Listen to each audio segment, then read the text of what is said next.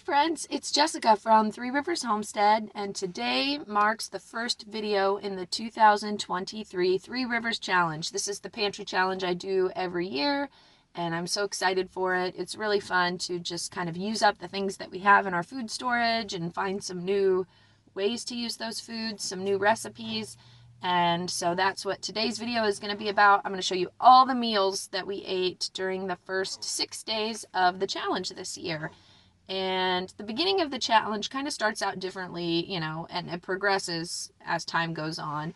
Right now, the challenge of this week was basically using up all of the fresh things that were in the fridge and all of the convenience items that my husband had stocked up on for our winter break. He was, hold on 1 second. Miss Hannah's awake.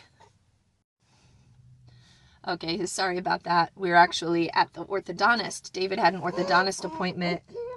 Oh my goodness.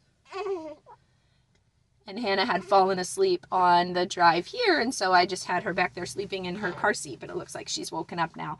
But anyways, I was taking this opportunity that is quiet. The other children are at home, so I had a few minutes to talk to you about this. So anyways, as I was saying, Adam bought a lot of convenience items on his winter break in the weeks leading up to the new year when the challenge started. And so this week we had lots of store-bought breads and crackers and things like that we need to work through. And I don't typically buy a lot of those items, but since I was busy with a newborn, Adam was in charge of the shopping for our winter break and bought quite a bit more convenience foods than I normally would shop for. So you'll see that reflected this week. Another thing that's different about our, convenience items that are in the house is you will see us using paper plates right now. And I already know I'm going to get comments about it, but I have a newborn. And so that's one of the things that people asked me in my life for baby gifts. And I'm like, this is my 8th baby. There's nothing I need, but people were like, well, let me buy you some paper plates to make life easier. And I definitely took them up on that offer. And so we are using those until they run out, and then it's back to a full load of dishes, which with 9 people eating in the house, that can add quite a bit of dishes to my workload. So anyways, we're going to go ahead and get started. And these are all of the meals that we had, breakfast, lunch, and dinner for the last 6 days. Hope you enjoy. Happy New Year! So on this first day of the year for breakfast, we are having my applesauce loaf. All recipes in this video are going to be in the description box, so you can find that there. But I've got all my dry ingredients here in the bowl. Now we're going to put in our wet ingredients, and I decided to use some water-glassed eggs on this day because my chickens are on their winter break. They're barely laying. We're getting like 2 or 3 eggs a day. So when I do baking projects like this, I have to dig into the water-glassed eggs. And I decided to use a quart of pear sauce in place of the applesauce. I am tripling this recipe. So 1 quart of pear sauce should be enough for 3 loaves. I have my loaf pans all greased. There is my batter. And we're just going to pour that in and divide it evenly among all of the loaf pans. And then we're going to bake this in the oven on 350. Always test the center. It baked for about an hour, and this is a great thing. I put it in the morning, first thing. It bakes while we're doing our chores and things, and then it's ready when we're done. Now I'm going to create a glaze. I have a little bit of vanilla in the bottom of my little pouring dish here. We're adding some powdered sugar, a little bit of water. We just make a simple glaze to glaze the tops of these loaves. And this was just a nice, sweet breakfast on this morning. Adam was home, and we were up very late on New Year's Eve, so I just needed something simple to do here in the morning to feed the family. And this is always a hit. My kids love it when I make applesauce loaf.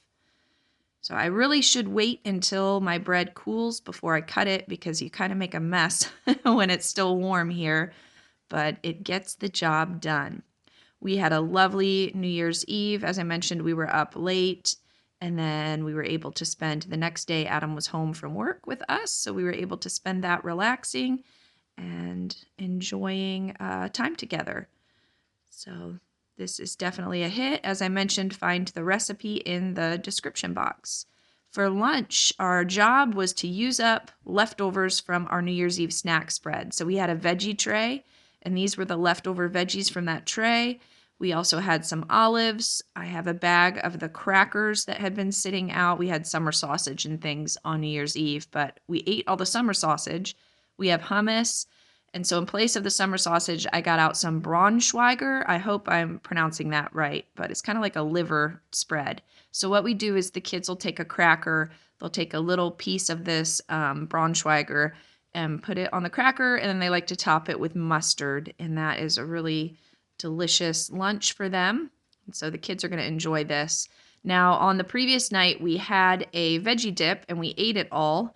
And so I'm going to make some more of my veggie dip. I get my herb mix here from Azure Standard in bulk. It's a veggie herb kind of mix that you can make dips out of. It's very convenient. And I add some homemade mayonnaise and water to a bowl. And then I just pour in a little bit of the herb mix it around. And that is our dairy-free veggie dip that we make. It's very delicious. And this is what we had for lunch on this New Year's Eve day. My job right now is just using up all of that fresh produce in the fridge. So now it's time for dinner, and I put 2 pounds of ground meat. This is our homegrown beef here, and we're getting that all browned up. I decided we are going to have taco night on this night. So we need to make a taco seasoning. I have all of my spices here that I want to use sitting out. So to make my taco seasoning, I use paprika, a little bit of oregano. We've got cumin. I have some garlic powder, some onion powder, and then salt. And as with most things, I don't really measure when I'm cooking. We just kind of do what we want here. So I add about equal parts of paprika and cumin. That's what there's the most of in my taco seasoning. And then I add a little bit of oregano, a little bit of garlic powder, a little bit of onion powder, and then my salt. And just kind of eyeball how much I want. As I mentioned, it's mostly paprika and cumin. Those are what I want the most flavor of in my taco seasoning. We just mix it together. I'll add a little bit of water to this and then pour it on my meat. I also want to make some refried beans for our taco night. So I canned these beans with you in a video, I'd say in October or November. You can see there's bacon, all of my seasonings, and onion in there with the pinto beans. And so I just can that up. And then when I want to make refried beans, all I have to do is dump the jar into my pan here and heat it up and mash them, to the consistency that I want them. And we have instant refried beans. It's very convenient. You guys know I love canning convenience meals like this. And then here we go. There's our taco meat with our taco seasoning. And that is what we're going to have. So before I had the baby, I had bought some store-bought tortillas. These are not my favorite. I like to make our tortillas from scratch, and I have masa flour in the house in order to do that when we run out of store-bought tortillas. But for convenience sake, I knew with having the baby, I would need something simple. And we have tacos probably once a week. So these are just some junky store-bought tortillas, not the most clean ingredients, but they get the job done and they fill bellies. All right, I'm going to make some homemade lemonade. I have about 1.5 cups of sugar in the bottom of this glass gallon size jar. I have a pint here of, this was frozen lemon juice from our bulk citrus order last January. I freeze all of that lemon juice to make lemonade throughout the year. And I need to use up my frozen lemon juice from last year because our bulk citrus order is coming here in just a few weeks. So we've been having a lot of lemonade. I just dump that pint of lemon juice in there, fill it the rest of the way with water, stir it around, and then we have some homemade lemonade to have with dinner on this day. Let me show you the rest of what we're going to have. We have some salsa here. This is some taco sauce. This is just the leftover tomatoes from that veggie tray that I mentioned. We're just using it up. The green onions from that veggie tray all chopped up here. And then the whole reason I made tacos on this day is because I have 4 heads of romaine lettuce in the fridge that need used up. So I chopped up 2 of them for taco night. and then we'll use the other 2 for another meal this week. And then we are done with lettuce for the rest of the challenge. Here's just the leftover olives that I need the kids to eat up, and those are our taco fixings we're gonna have. I warmed up our tortillas. There are our refried beans and our taco meat, and then all of those toppings that I mentioned. There's our lemonade all poured out for the children. Just an easy New Year's Day dinner for the family to enjoy. And then later on that evening, it was a Sunday night, and so the children wanted popcorn with our movie night we were having. I always like to add nutritional yeast to my popcorn. It gives it kind of a cheesy flavor. This is just popcorn that I popped in a little bit of oil on the stovetop, and we just salt it. And then those that want nutritional yeast will have that, and that is our snack. Sunday evenings are when I do my meal planning for the week. So I've done a video on my planner before. I'll put a link in the description to the planner that I have and a video on how I set that up. But I sit down every Sunday night and I have to do a meal plan for the week. It's especially important when I'm doing a pantry challenge because I need to be prepared on what I need to thaw and rehydrate and make ahead. So this is how our meal plan was looking for this first week of the challenge. All right, on this Monday, Adam also had it off of work, so we're going to make a rather large breakfast. I got some potatoes out of storage. We are storing these in a dark cabinet in our kitchen, and they're doing great. They're still firm. They're not soft yet. We do have some sprouts beginning to form, so I will need to start using potatoes up a little more. But otherwise, they're doing great. These were potatoes from October, I believe, and they hopefully will last us through most of the pantry challenge here. And that is always the goal every year. So I'm just chopping these up into little cubes. I have the leftover taco meat and vegetables from dinner the night before, and I'm just going to make like a taco egg scramble. I have some eggs here. These were fresh eggs. We're just going to mix it with the leftovers from the tacos, and that'll be our breakfast. I got out some tomato jam and some peach butter, and we're going to make some toast, and those will be the toppings for our toast. Oh, little Miss Hannah has decided to join us here. I've got Gabe entertaining her while I finish up making breakfast, and we're working on her neck control. She's getting stronger in her neck muscles every day. Always a joy to have the babies up at the counter while I'm cooking. So this is how our egg scramble turned out. We've got lots of toast here since Adam was home on this day. We knew we would eat a little more. There are our toppings for our toast there, little home canned goodies, and our potatoes. So a nice, easy breakfast here for this start of our week. All right, so getting the week started here on Monday, getting the laundry folded, all the kids are eating, I got the fire started, and then it was time for lunch later on in the day.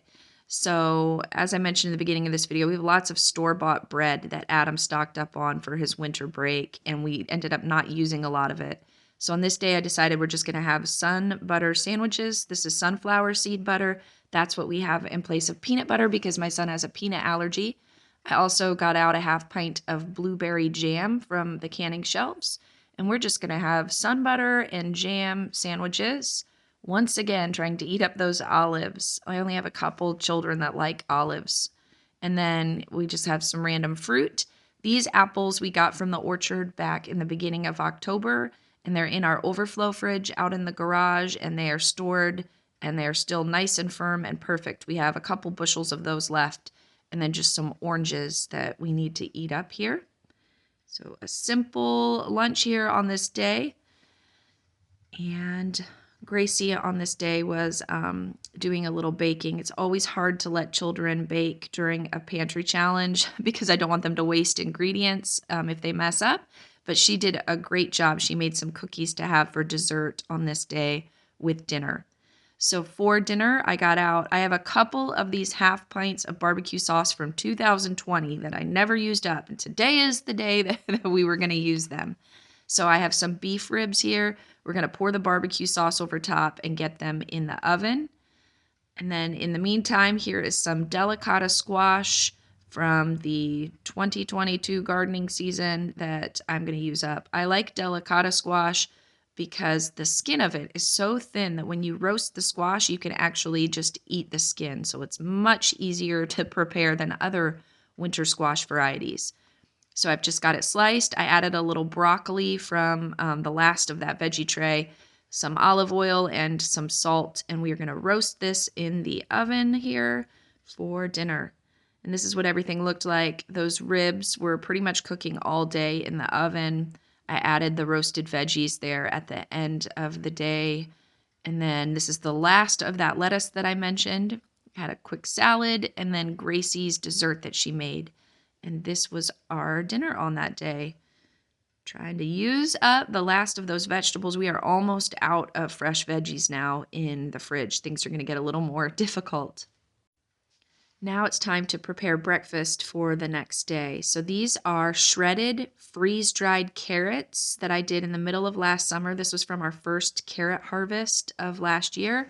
I am going to leave these rehydrating overnight in the fridge. So I just added some water to the jars.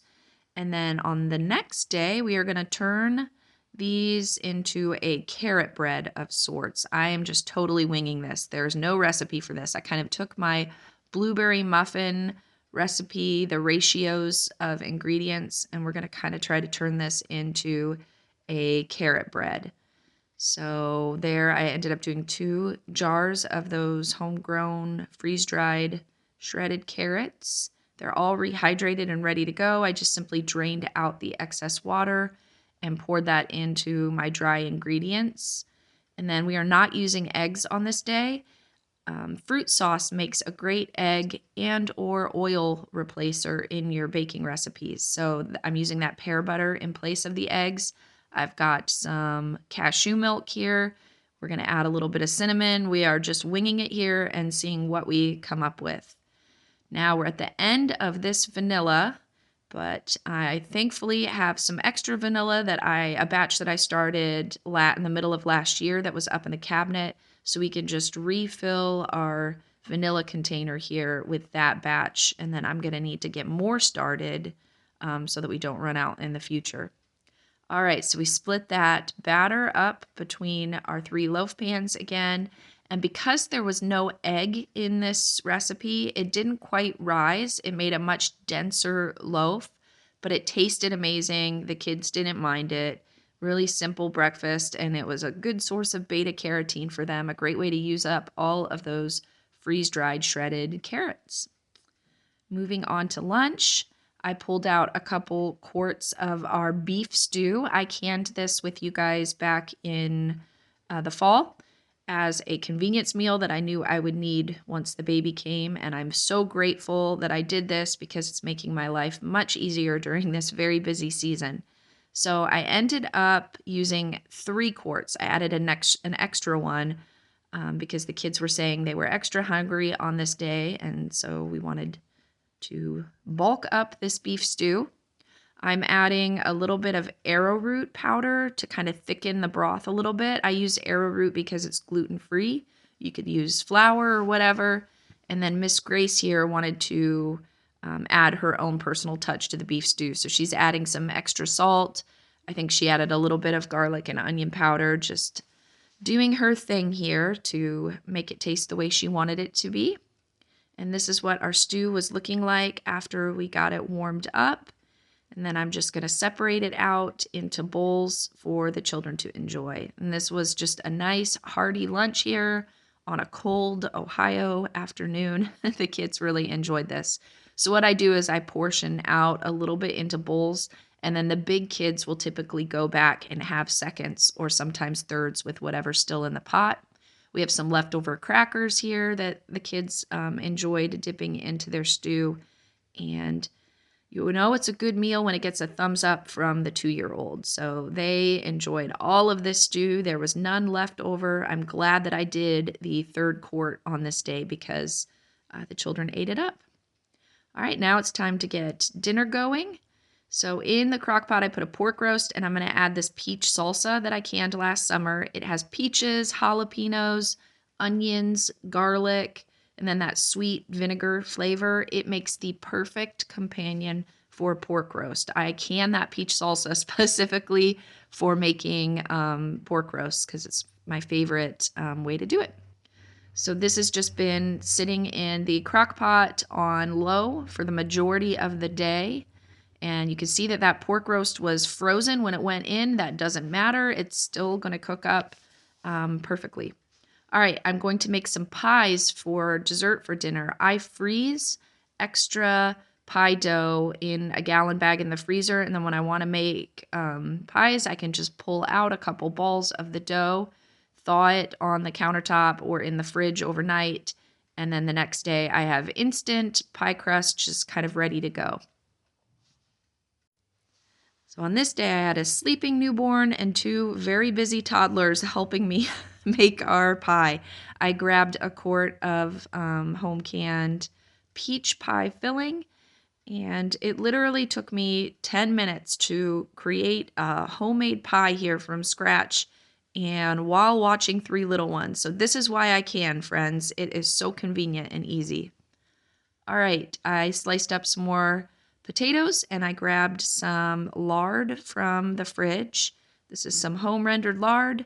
And then I have this little salt seasoning thing. It came from a gift bag that Adam received, and it's just been sitting up in my spice cabinet. So today is the day that I decided to use this up and get it out of the cabinet. It's just some smoked salt, and there was rosemary and garlic flavor in there. It made some great potatoes. So we're just sprinkling that. And then we added a little extra garlic to it. And then we're going to just roast these potatoes in the oven. Meanwhile, I've got a sweet baby here just sleeping while I do my work. This is typically how I've been cooking meals, just with a baby sleeping on the counter right beside me. All right, at the end of the day before dinner, that pork roast was all done. And as you can see, it shreds up nicely. It's extremely tender. And then that cooked salsa on top just makes the perfect flavor.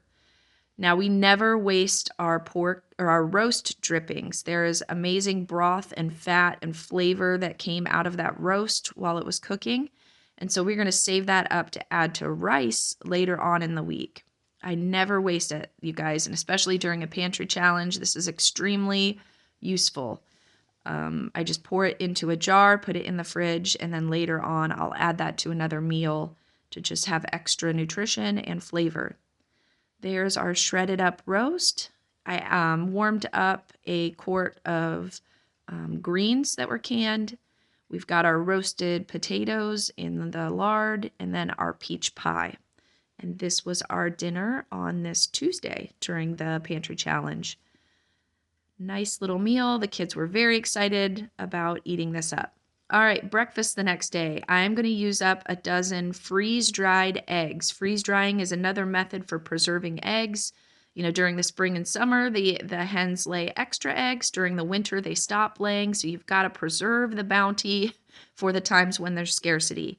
So we are just going to rehydrate these freeze-dried eggs. I added almond milk to these. You don't have to rehydrate with water. You can boost the nutrition by rehydrating with a different kind of liquid.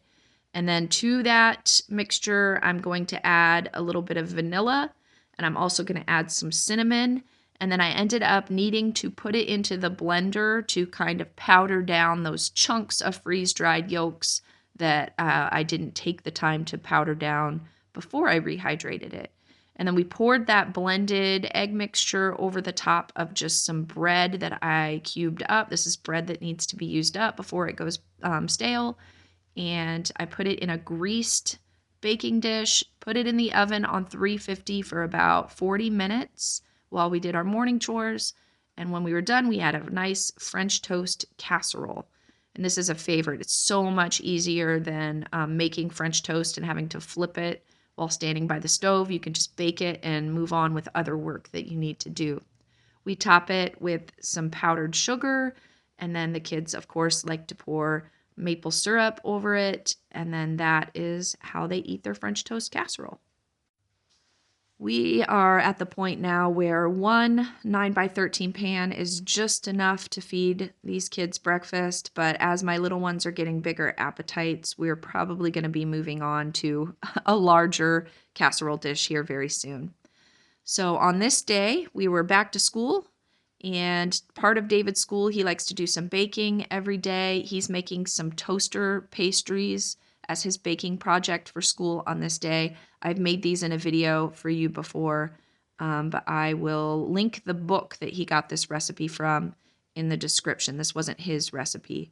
And he's doing his homeschool work while watching the oven and keeping an eye on his pastries. And meanwhile, I am going to work on lunch. I have a quart of this chili base. I canned this last fall.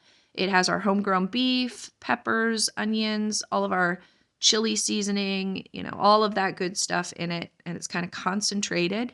So we're going to add a pint of home canned tomato sauce, and then the rest of the leftover refried beans from taco night the other night. That'll make a perfect bean addition to this chili.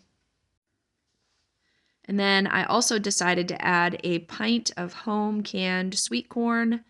That will just kind of bulk this up a little bit and make this enough to feed the children for lunch. This is what our chili looked like. The kids love chili. This is one of their favorite meals. We probably make this every other week throughout the year. Even on warm days, they'll still eat their chili. And then, of course, we have the store-bought crackers. Miss Hannah is ready to have her lunch, so I need to go nurse her. She was a little fussy toward the end of my cooking. All right, for dinner on this day, I decided to make lasagna. So these are the noodles I make. I buy this in bulk from Azure Standard. This is the tinkyada rice lasagna. It's a gluten-free option so that I can eat the lasagna. Adam had purchased eggplant for the baba ganoush that we made on our Mediterranean night over his break, and he bought 2 extras that I need to use up. That was actually why I decided to make lasagna, because I thought the eggplant would be good added to a layer in our lasagna here. We don't typically eat a lot of eggplant, but since we had it, we're going to use it. I also have some onion and some homegrown beef here. We're going to brown that up. This is frozen cashew pesto. I made this for you last August in a video. This is just basil from our garden with some soaked cashews and a little bit of lemon juice and salt.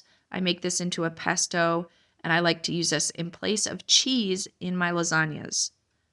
We also have, of course, some tomato sauce. And now I'm just going to assemble my lasagna here for you.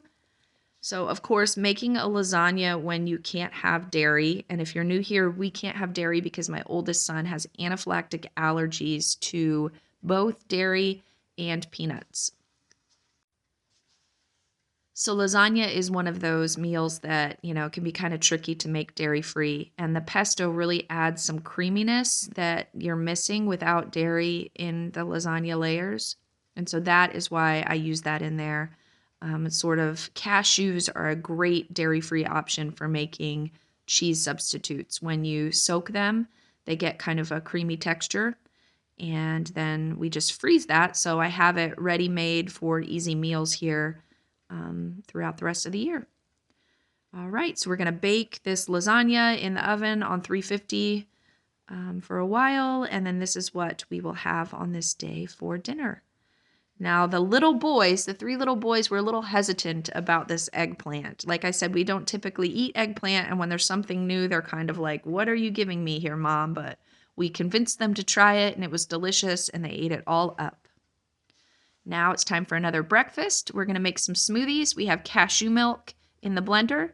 I have a bag of frozen bananas. We have some frozen blueberries that we pulled out. We also have, this is homemade liver powder. It was freeze-dried homegrown liver that we're going to add a little bit for a nutrient boost. I've got sunflower seed butter and maple syrup. And then after I grabbed all this, I decided we needed something green in our smoothie. So I grabbed some freeze-dried kale from the garden last summer, and we're going to throw some of that into for some more nutrients. Always have a toddler on hand to lick your sun butter spoon. None of that goes to waste. And then, of course, we've got a sweet girl there. All right, we also baked up some bacon here. We're gonna have bacon, and then these are those toaster pastries that I mentioned that David had made the day before for his school project. He iced those, and we decided to have them kind of like Pop-Tarts for breakfast, and then the kids have all of their smoothies. I have one child who does not eat banana, so when I make a smoothie, I have to put all the ingredients in except for banana and pour one out for her. You can see hers is kind of a different color because it doesn't have the banana in it. And then I put all the banana in and then make the rest of the smoothies for everybody else in the family. And so this is what we had on this morning. Just a simple breakfast. Great way to get some nutrients in the kids is through a smoothie. And as always, we're saving our bacon grease. I never let that go to waste. I just pour it in a jar. This is perfect cooking fat. It adds flavor and fat to future meals. We'll just put that in the fridge until we want to use that. Boys coming in from chores there. All right, now it's time to make lunch. I grabbed two of this is kind of a chicken pot pie or a chicken soup base. I've also canned this for you in the past. You can find the video in the description. And then I've got some potatoes started here on the stove to make mashed potatoes. And we're just going to make some mashed potatoes, and then we're going to pour our chicken base over the top of the mashed potatoes as just kind of a hearty, yummy winter meal here. So I like to use the hand mixer to make my mashed potatoes. I think it gets them really nice and creamy. Gracie offered to help on this day. The kids always love using the little kitchen appliances. It's kind of novel and fun for them. So she is working on getting those ready for me. And in the meantime, I used the pot that we made our potatoes in, and I'm just going to warm up this soup base. This has our homegrown chicken from last year, and then these were some vegetables. I'll show you those here in a little bit. That bacon grease that we saved from breakfast in the morning is the perfect butter replacer for mashed potatoes. If you've never tried this, you need to add bacon grease to your mashed potatoes. It gives bacon flavor. It is amazing, you guys. So don't waste that bacon grease. We just mix that right in, and it melts, and it replaces the need for butter, because as you guys know, we can't have butter, and it's just wonderful. All right, we've got that warmed up. As you can see, the vegetables in there, there's corn, peas, carrots. There were onions from the garden. I believe we added a little garlic, and then, of course, salt and pepper. And that is all warmed up and ready to go. So what I do is I just take a scoop of mashed potatoes in each bowl. Uh-oh, got a little guy who hurt his finger. So Gracie's comforting him while I get this ready. So what I do is I take a scoop of mashed potatoes in each bowl, add a scoop of the chicken soup base over top, and that is how we eat it. So the mashed potatoes kind of serve as your starch in the soup. So if you ever have, a day where you don't have any noodles in the house, or maybe you don't have rice for chicken and rice soup, you can just make up mashed potatoes and pour the soup over top, and it will kind of serve the purpose of that starch. The kids love this. Super hearty and filling. Look at her. She's loving it. And so that is what we had for lunch on this wonderful day. Time to start thinking about dinner, and on this day I decided I wanted to make a dessert, and so we're going to do fruit cobbler. Fruit cobbler's great because it doesn't require eggs, and we are low on eggs this time of year. So I've got my batter all mixed up here. Once again, all of the recipes will be in the description box of the video. And then I grease up a pie dish. I doubled this recipe for our family on this day. We're going to pour this directly into the pie dish and then just add fruit to the top. The kids wanted peach on this day, so I grabbed some canned peaches, and then we just place those over the top, sprinkle a little cinnamon on top, and then we bake it in the oven while we're going to work on the rest of dinner. It's just super easy dessert. Next thing I need to do for dinner is rehydrate these lemon slices. These are freeze-dried lemon slices, and they've just been sitting on the pantry shelf, and we're going to rehydrate them to put on top of our salmon that we're going to have for dinner. So all I need to do to rehydrate them is just fill the bowl with water, let them sit and soak for a while, and then they will be perfect and ready for dinner. I also pulled out 2 bags of frozen green beans. These are green beans from our garden last summer that I blanched and froze and vacuum sealed, and we're going to steam those as a side dish for dinner. Here is the salmon, and I like to buy Wild for Salmon brand salmon. It is just the most delicious salmon, and if you guys would like some, I have a discount code in the description box where you can get 15% off your salmon, so make sure you check that out. What I do is I just slice up these large salmon pieces into smaller bits. We're going to sprinkle some Old Bay seasoning over the top. Our lemon slices are softened and rehydrated, and we're just going to place one of those on top of each slice, and then those will, as it bakes, give some good lemon flavor to the fish. Just a nice, tasty meal. We're going to bake this on 350 for about 20 to 30 minutes. All right, now it's time to make our rice. Remember that pork roast peach salsa dripping mixture that I saved from the other night.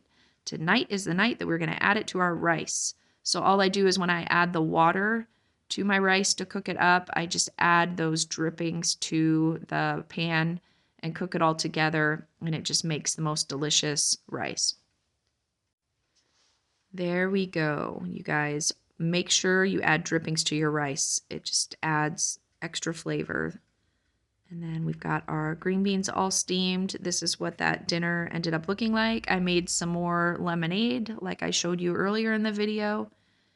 And then just a nice, nutritious meal, fill some bellies. I've been craving meals like this because I'm a nursing mom with a newborn who is nursing literally 24 hours a day right now.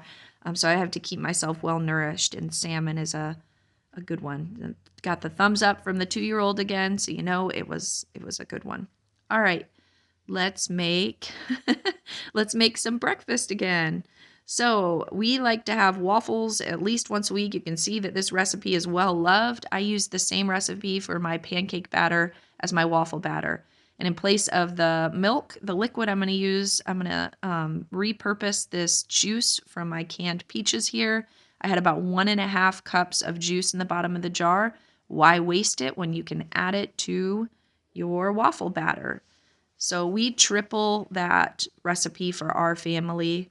And then I have just a standard waffle maker. I know it's not the healthiest to have the nonstick coating, but I've tried cast iron waffle makers before, and they are a disaster. I end up having waffle stick, and I get very frustrated. So we end up just using a regular waffle maker, and, you know, in moderation, I don't think it's going to harm us. So the children like to cover their waffles in maple syrup. Hopefully we don't run out of that. I forgot to mention to you guys what I eat on the days that I make the kids breakfast with wheat. Lately, I've just been frying up 1 potato and an egg, and that is what I eat because you guys know I can't have gluten because of my Crohn's disease. It kind of triggers my Crohn's. So this is what I've been eating on the mornings that the children eat something that is gluten-y. And then, of course, I always have my tea for breakfast. I like to have green tea with honey. That's what I have in place of coffee every morning. So the kids are enjoying these waffles, and as I mentioned, we have waffles at least once a week.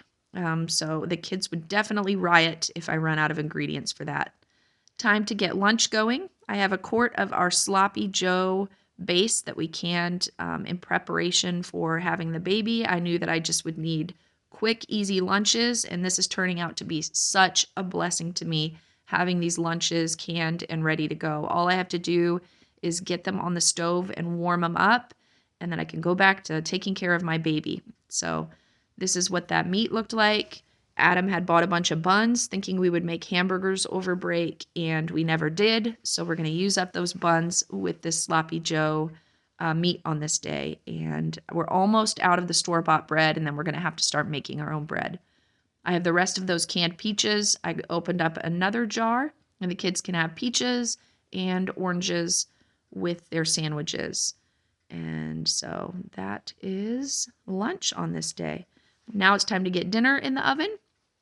This is a fresh ham. There's David's working on some more pastries for the weekend for breakfast.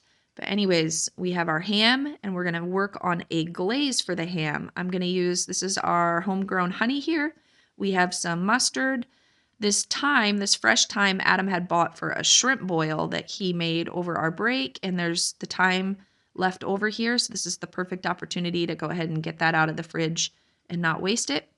We have some dried sage and then some salt, and this is what we're gonna cover our ham with. This is a fresh ham. It's not cured at all. So I just mixed together the honey, the mustard, and the sage and got that spread over the top of the ham. Next, we're going to take that fresh thyme and I just need to de-stem it. Pull all of the little leaves off of the stems, and then we'll also cover the ham with that. So these fresh hams definitely taste different than your traditional cured ham that you get in the store. It tastes much more, once it's cooked, like a pork roast meat. You know, it doesn't have that extra salty flavor to it, but I just prefer it this way. We try to avoid, you know, curing agents and nitrates and things as much as possible. So we just salt it. We're going to bake it in the oven. And then this is the last cabbage that I have in storage, where it's kind of a sad day. We have some sauerkraut in the pantry, but this is the last fresh cabbage that we're going to eat. Just peeling off those outer layers. And then I grabbed 2 quarts of pear sauce. This is that we canned last fall. And we are going to have pear sauce. I also made another batch of lemonade. As I mentioned, we are really working on using up last year's frozen lemon juice because we're about to add this year's frozen lemon juice to the freezers. And then this is what that ham looked like after it baked all day. For the last 30 minutes, I like to just pour some maple syrup over the top, throw it back in the oven for 30 minutes, and it just, it's so delicious. We sauteed that cabbage up in bacon grease with a little bit of salt. Here's how our ham turned out. So yummy. And we'll have leftovers to make soup out of over the weekend. That'll be nice. I warmed up the pear sauce with a little bit of cinnamon. And then, of course, we have the lemonade. And this was our final dinner of this first week of the Pantry Challenge. I portioned out the pear sauce into little mugs for the kids to eat. And finally, we made it through our first week. This was a very challenging week for me. It was Adam's week back at work after being home. And I, at the beginning of the week, still had a 3-week-old baby. And we went back to homeschool this week. And I'm trying to cook meals. So we made it. We made it through that week. And I am extremely grateful. Hopefully you enjoyed the meals.